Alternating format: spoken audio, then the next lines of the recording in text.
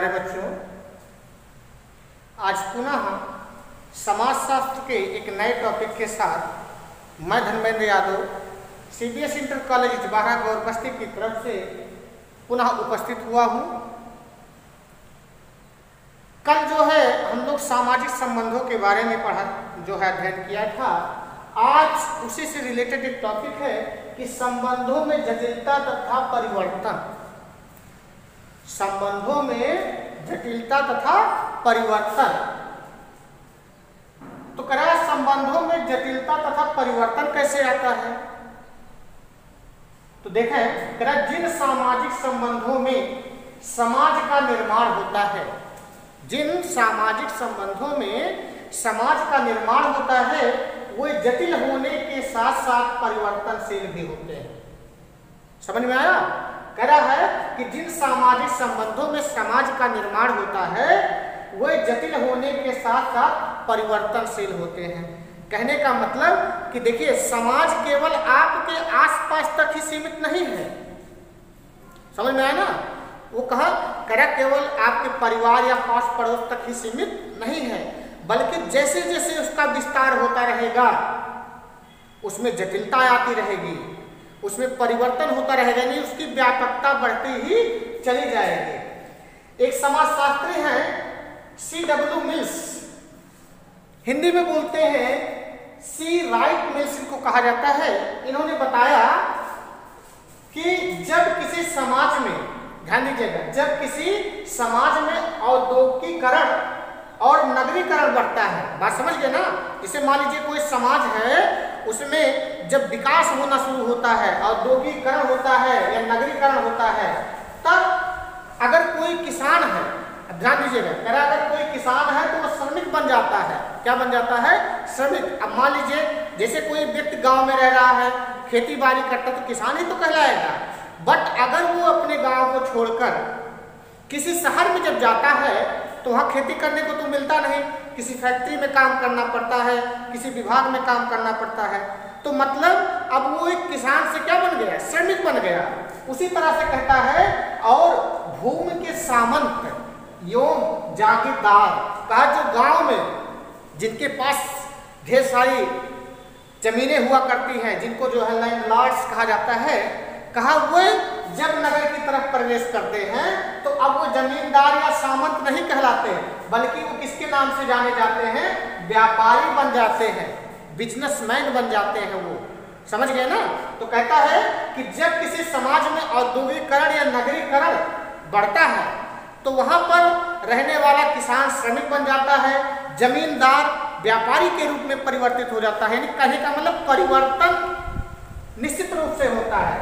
तो ये था सामाजिक संबंधों से रिलेटेड टॉपिक, जिसका निष्कर्ष ये निकलता है, ध्यान दीजिएगा, ये निष्कर्ष है उसका, कि इससे स्पष्ट होता है कि कुछ विशेष तरह के संबंधों के योग से ही समाज नहीं बनता। समझ में आया ना? कुछ विशेष तरह के, अगर हम ये कहें कि हमारा कुछ विशेष किसी से संबंध हो गया तो वो समाज कहलाता नहीं।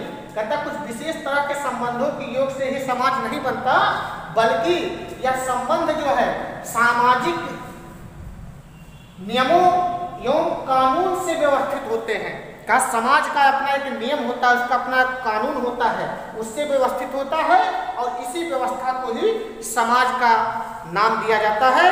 और दूसरी बात, जैसे जैसे संबंधों की व्यवस्था यानी बढ़ती रहती है, समाज बदलता रहता है, और समाज की संपूर्ण संरचना अथवा ढांचे में भी परिवर्तन दिखाई देने लगता है।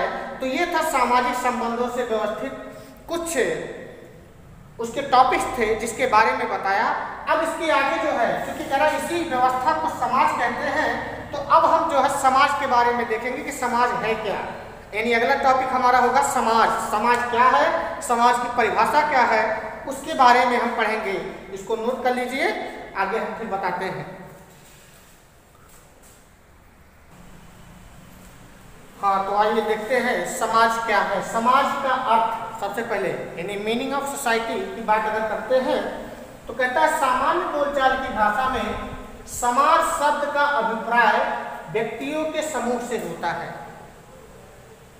यानी सामान्य अर्थ की अगर हम बात करें तो समाज जो है समाज का अर्थ लोग यही लगाते हैं कि वो जो है व्यक्तियों का एक समूह होता है, जैसे आर्य समाज हुआ, ब्रह्म समाज हुआ, विद्यार्थी समाज हुआ, वैश्य समाज हुआ, है ना। तो इस प्रकार से जो समूह होता है उसको लोग जो है समाज का नाम देते हैं। लेकिन अगर हम वैज्ञानिक शब्दावली की बात करते हैं, वैज्ञानिक रूप से बात करते हैं, तो कहते हैं वैज्ञानिक शब्दावली में प्रत्येक शब्द को एक विशिष्ट रूप प्रदान किया जाता है। समाज भी इसी प्रकार का एक शब्द है जिसका संबंध समाजशास्त्र की शब्दावली से है, यानी समाज का संबंध किससे है? समाजशास्त्र से है, जिसका प्रयोग सामाजिक ताने बाने के लिए किया जाता है। यानी कहने का मतलब समाज शब्द का प्रयोग समाजशास्त्र में क्या किया जाता है? सामाजिक ताने बाने के लिए किया जाता है। अर्थात समाज जो है मूर्त नहीं बल्कि एक अमूर्त व्यवस्था होती है। समाज क्या होता है? मूर्त नहीं बल्कि एक अमूर्त व्यवस्था होती है। और मैकाइवर ने भी पहले बताया है कि समाज क्या है? संबंधों का एक, सामाजिक संबंधों का एक जाल होता है। अब अगर हम बात करते हैं समाज की परिभाषा की, तो यहाँ फिर हम मैकाइवर की बात करते हैं कि मैकाइवर कहता है समाज जो है वो रीतियों, कार्यविधियों, अधिकार व पारस्परिक सहायता के अनेक समूह तथा उनके उपविभागों, मानव व्यवहार के नियंत्रण और स्वतंत्रता की व्यवस्था है। समझ में आया ना कि समाज क्या है? रीत रिवाज, कार्य विधि, अधिकार, उनके आपस की सहायता, अनेक समूहों, जो समूह होते हैं, जैसे हम अपने घर को छोड़कर गांव में जाते हैं तो समूह चेंज हुआ, गांव छोड़कर स्कूल जाते हैं वहाँ समूह चेंज हुआ, स्कूल छोड़कर फिर अलग प्रोफेशन में जाते हैं वहाँ समूह चेंज। तो कहा अनेक समूह तथा उनके उपविभागों में जो मानव का व्यवहार होता है और वो व्यवहार कैसा हो? नियंत्रण और स्वतंत्रता की व्यवस्था को क्या कहते हैं? हम समाज कहते हैं। समझ में आया? और अभी आपको जो है डिफिनेशन से बताते हैं समाज के बारे में, इतना जो है नोट कर लीजिए, क्योंकि तमाम कोई ऐसा समाजशास्त्री नहीं है जिसने जो है समाज के बारे में डिस्क्राइब ना किया हो, उसके बारे में डिफिनेशन ना दिया हो। तो बहुत से हैं, आपको मिनिमम कम से कम 5 समाजशास्त्रियों के डिफिनेशन लर्न होने चाहिए। किसी भी टॉपिक से संबंधित उनके 5 डिफिनेशन आपको लर्न होने चाहिए। तो अभी एक बता दिया मैकाइवर जो फेमस थे, और आपको बारे में बताते हैं, इससे भी फेमस लोग हैं, ठीक है ना। तो नोट कीजिए फिर बताते हैं। हाँ, तो आइए आगे कुछ परिभाषाएं हैं जिनके बारे में देखते हैं। गिन्सबर्ग महोदय ने कहा कि समाज ऐसे व्यक्तियों का संग्रह है। गिन्सबर्ग महोदय ने क्या कहा? समाज ऐसे व्यक्तियों का संग्रह है जो अनेक संबंधों या व्यवहारों की विधियों द्वारा संगठित है। कहने का मतलब कि समाज जो है व्यक्तियों का एक ऐसा संग्रह है जिसमें अनेक प्रकार के संबंध व व्यवहार की विधियां, उसके नियम संगठित हैं तथा उन व्यक्तियों से भिन्न हैं जो इस प्रकार के संबंधों में बंधे नहीं है। यानी ये भी बताया कि वही लोग उसमें रहेंगे जो उसके कानून, उसके नियमों का पालन करते हैं, अर्थात जो लोग उस नियम यानी समाज के नियमों का या कानून का पालन नहीं करते वो समाज की कैटेगरी में नहीं आते हैं। स्मिथ महोदय ने कहा कि समाज पारस्परिक मितव्यता की कृत्रिम विधि है। समाज क्या है? पारस्परिक मितव्यता की कृत्रिम विधि है, ये स्मिथ महोदय ने कहा। दूसरा, गिडिंस ने कहा कि समाज स्वयं एक संघ है। समाज क्या है? स्वयं एक संघ है। जैसे अभी बता ना कि आर्य समाज, ब्रह्म समाज, बात है। तो कह रहे समाज स्वयं एक संघ है, यह एक संगठन तथा औपचारिक संबंधों का योग है। यानी कैसा संघ होता है? जिसमें संगठन तथा औपचारिक संबंध दोनों का योग होता है। न्यूटन ने कहा कि समाज एक अमूर्त धारणा है जो एक समूह के सदस्यों के बीच पाए जाने वाले सामाजिक संबंधों की संपूर्णता का बोध कराता है। बात समझ में आया? कहा एक अमूर्त धारणा है। इससे पहले भी बताया कि समाज, अगर कोई पूछता है कि समाज क्या है, मूर्त है या अमूर्त, तो आप कहेंगे समाज अमूर्त है। तो कहा समाज एक अमूर्त धारणा है जो एक समूह के सदस्य के बीच पाए जाने वाले सामाजिक संबंधों की संपूर्णता का बोध कराता है।